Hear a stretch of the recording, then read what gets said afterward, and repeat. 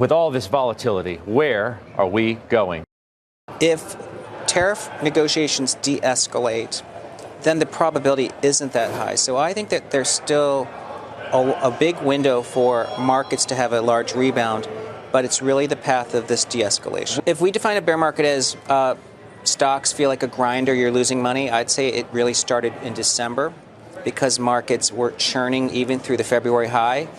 But if I was to define a bear market as unleashing a type of financial tightening that leads to a recession, we're not at that criteria yet. But I think it feels like a bear market for the average person. I mean, I think there's sort of two brains people are fighting. One is the tactical brain, which is, look, they want to know if this is a bottom, and they want to be convinced of it by seeing stocks rally on bad news. But if someone had the investor hat on, and that's the long-term brain, I have a lot of confidence the U.S. companies are going to navigate through this treachery. Stocks are hugely oversold because you never really lose money buying the VIX at 50. The markets are in full turbulence mode, wild swings, sharp drops, and an unsettling lack of direction. Investors are caught in the chaos, asking the same pressing question: where do we go from here?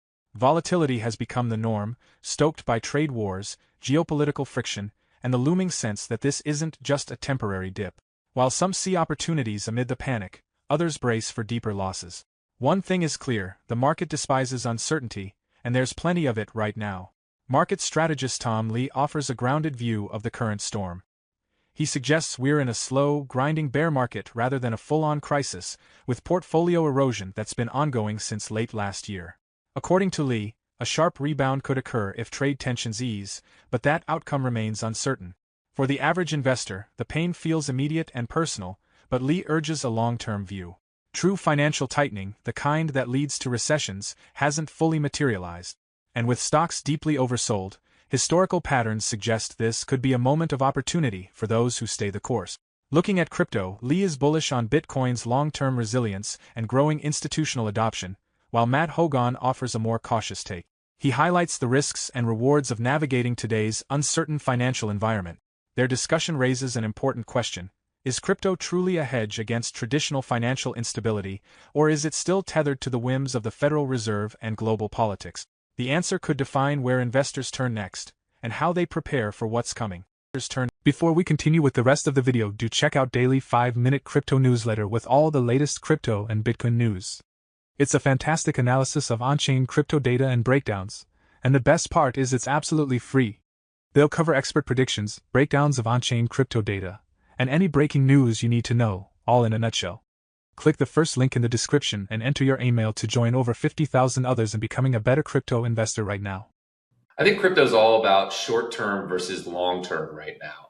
Long-term, everything is lining up for a sustained bull market in crypto. We see continued flow into Bitcoin. We see continued loss of faith in institutions. On the Ethereum and other asset side, we see rise in stablecoins, rise in tokenization.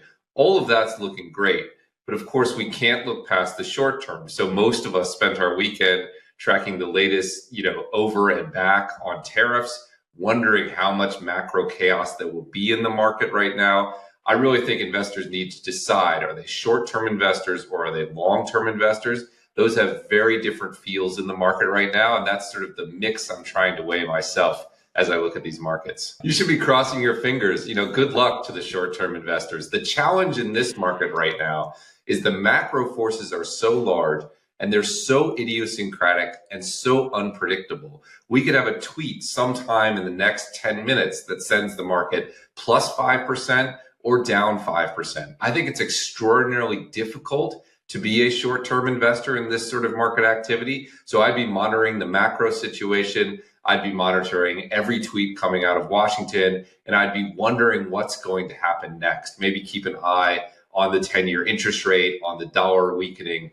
It's a very difficult environment, I think, for short-term investors. Now, sticking with those short-term investors, I want to talk about U.S. President Donald Trump really flip-flopping on these tariffs. Talk to me about what that signals for you.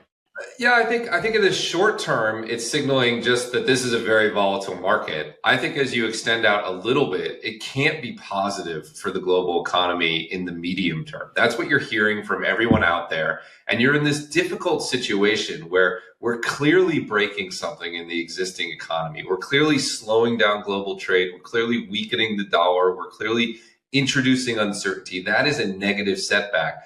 And there's this waiting game to see when the Fed or the Treasury will step in to inject liquidity into the market, will give us a new sort of recovery program.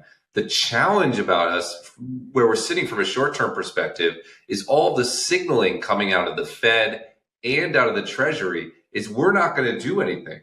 The market is functioning. It may be challenged, but it's functioning. So whether it's former Fed governors writing pieces for Bloomberg, even Janet Yellen adding her thoughts on the market earlier today, they're all saying this is not the responsibility of the Fed and the Treasury. So I think investors are sort of playing this waiting game. When will people come to the rescue? And the people who usually come to the rescue say, not yet. And that, I think, gives us a negative bias in the short term. So if I were guessing, I think there's more risk than opportunity until we see the Fed or the Treasury ride to the rescue. And there's just no sign that they're planning to do that right now.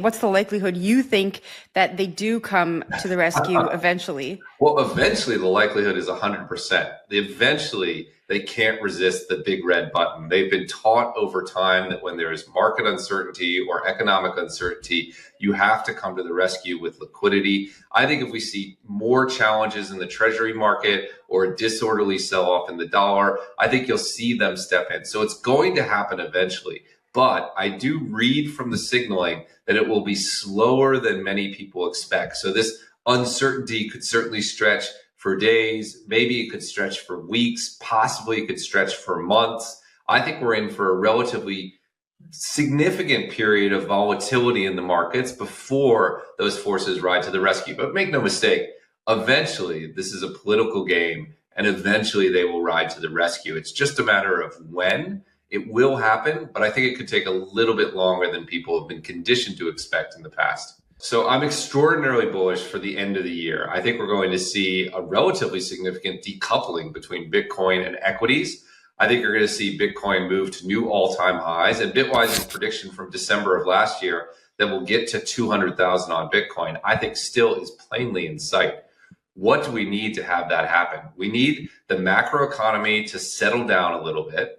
We need maybe one of these rescue packages to start to come into the market. I think if we see either of those things, this market is primed to rip. If you look at how Bitcoin in particular has been performing over this market pullback, it's done significantly better than in previous stock market corrections. Usually when there's a stock market correction, at least for the last 10 years, if the stock market is down 10, Bitcoin is down 30.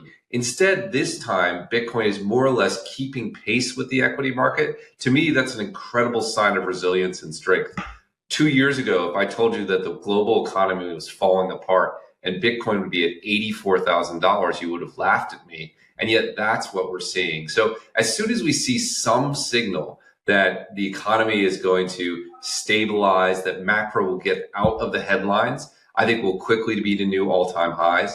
And if we do see any sort of stimulus or the Fed or the Treasury stepping in, I think it's off to the races and on towards Bitwise's $200,000 target. The crypto market right now is caught in a fierce tug-of-war between short-term volatility and long-term potential. On one side, the bullish case is building.